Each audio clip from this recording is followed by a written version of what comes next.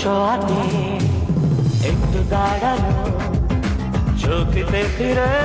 তাকানো, এক পলকে সেই দেখাতে কেন ওঠে ঝড়